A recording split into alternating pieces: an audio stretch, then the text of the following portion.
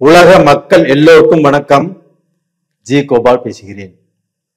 இன்னைக்கு பேசக்கூடிய பலன் என்ன அப்படின்னா மாத பலன்கள். மாத பலன்கள் வரிசையில் செப்டம்பர் மாத பலன்கள் மிதுன ராசிக்காரங்களுக்கு எப்படி இருக்கும்? இப்ப மிதுனத்துல குரு பகவான் இருக்கிறாரு. அது போக சிம்மத்தில் சூரிய பகவானும் கேது பகவானும் இருக்கிறாங்க. 14ஆம் தேதி சுக்கிர பகவான் சிம்மத்துக்கு வந்து கேதுவோடு இணையறாங்க. சிம்மத்தில் இருக்கக்கூடிய சூரிய பகவான் 17ஆம் தேதி செப்டம்பர் மாதம் கன்னிக்கு வந்துடுறாங்க. அதே சமயத்துல புதன் பகவான் செப்டம்பர் 14ஆம் தேதி சிம்மத்திலிருந்து கன்னிக்கு வந்துடுறாங்க. கன்னியில் இருக்கக்கூடிய செவ்வாய் பகவான் செப்டம்பர் 13ஆம் தேதி கன்னியிலிருந்து துலாமுக்கு வந்துடுறாங்க. அது போக கும்பத்துல ராகு பகவானும் மீனத்துல சனி பகவானும் வக்ரகதியில் இருக்கிறாங்க. இப்ப மிதுன ராசி. மிதுன ராசிக்கு பலன் என்ன? இந்த கிரக மாற்றங்களால் இந்த மாதமாவது எங்களுக்கு ஏதாவது ஒரு வெளிச்சம் வருமா அப்படிங்கிறதா மிதுன ராசிக்காரங்களுடைய ஒரு எதிர்பார்ப்பு. உங்களுடைய ராசிநாதன் யாரு? புதன் பகவான். அந்த புதன் பகவான் செப்டம்பர் 14ஆம் தேதி கன்னியில போய் ஆட்சி பிளஸ் உச்சம். மிதுன ராசிக்காரங்களுக்கு இது ஒண்ணு போதும். அப்ப அந்த புதன் அப்படிங்கிறது அறிவு, நம்மளுடைய திறமை, நம்மளுடைய கம்யூனிகேஷன் ஸ்கில், பேங்க் அக்கௌண்ட்ஸ், இதுல எதுல போனாலும் அந்த புதன் தன்னுடைய அறிவை பயன்படுத்தி நம்மளுக்கு நல்ல தொழிலும் நல்ல பேரும் நம்மளுடைய முயற்சிக்கு வெற்றியும் புதன் நல்லா இருந்தார்னா கண்டிப்பா வாங்கி கொடுப்பார். அப்படிப்பட்ட புதன் இப்ப நல்ல பொசிஷன்ல வந்திருக்கிறார். அப்ப அந்த புதன் பகவான் ஆகப்பட்டது இந்த பீரியட்ல உங்களுடைய டென்ஷனை குறைச்சு நல்ல சிந்தனையை கொடுத்து நீங்க வெளிநாடு போகணுமா, இல்ல இந்தியாலேயே இருக்கணுமா, இல்ல இந்தியால நீங்க வாங்கக்கூடிய சம்பளம் பத்துலையா, உங்களுக்கு ப்ரமோஷன் கிடைக்கணுமா, இல்ல சம்பளம் இன்கிரிமெண்ட் ஆகணுமா, இது எல்லாத்தையும் அந்த புதன் பகவான் பார்த்துக்குவார். நீங்க கவலையே படாதீங்க. நீங்க என்ன ஃபோக்கஸ் பண்றீங்களோ, என்ன திங்க் பண்றீங்களோ அது இந்த பீரியட்ல கண்டிப்பாக நடக்கும். அது போக உங்களுக்கு அந்த புதன் பகவானோடு சூரிய பகவான் இணையறாங்க இல்லையா?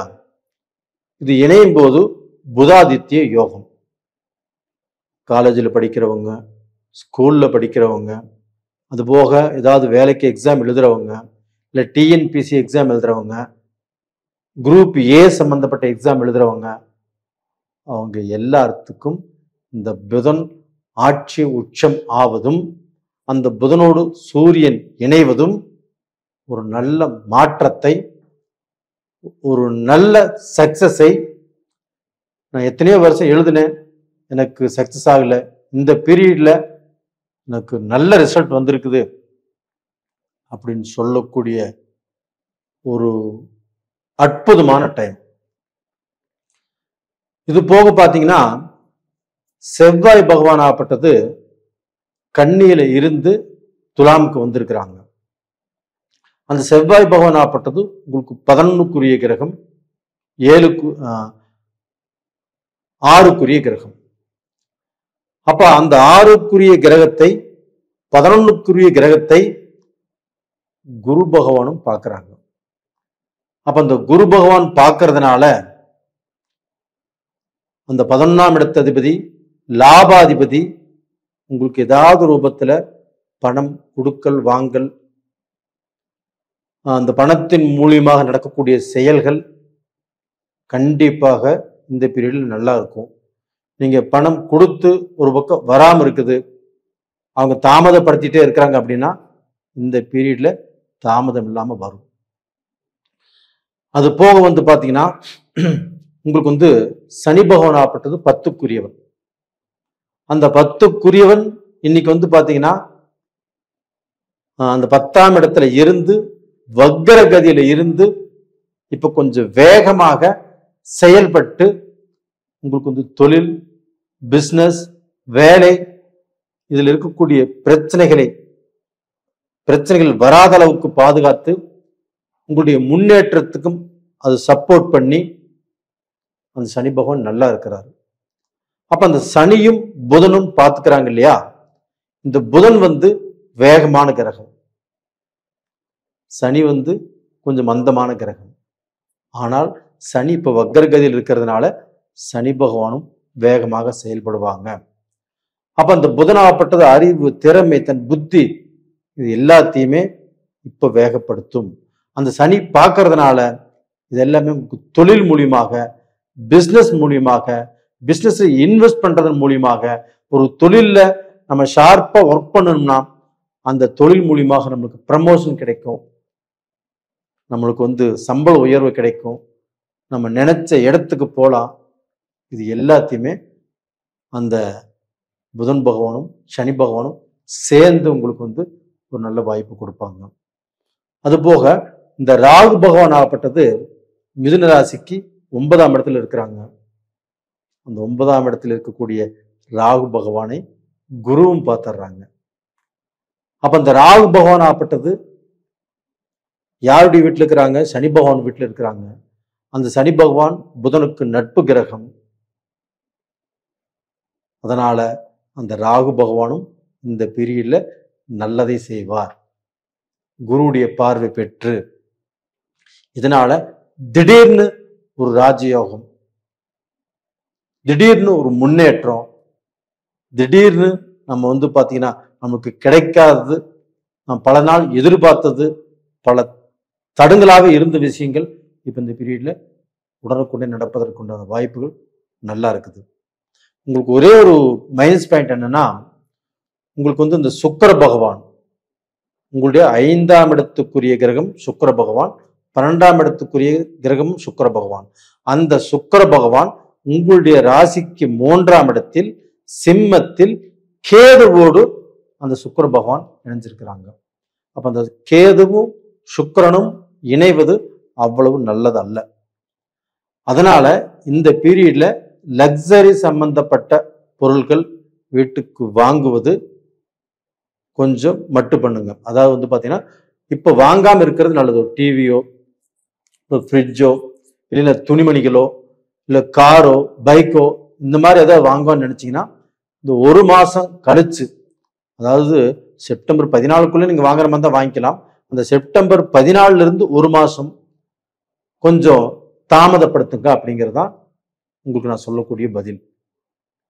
அது போக பாத்தீங்கன்னா உங்களுக்கு வந்து பாத்தீங்கன்னா இப்ப உடல் ரூபத்துல வந்து பாத்தீங்கன்னா அந்த செவ்வாய் 12ஆம் இடத்து அதிபதியும் 6ஆம் இடத்து அதிபதியும் 2ஆம் இடத்து அதிபதியும் சந்திர பகவான், இப்ப இவங்களுடைய அனுகிரகங்கள் கொஞ்சம் சரியில்லாம இருக்கிறதுனால உங்களுக்கு வந்து இந்த உஷ்ணம் சம்பந்தப்பட்ட பிரச்சனைகள், அதுபோக வந்து பாத்தீங்கன்னா எங்கேயாவது உடம்புல சின்ன சின்ன கட்டிகள் வர மாதிரி வாய்ப்பு உருவாகும்.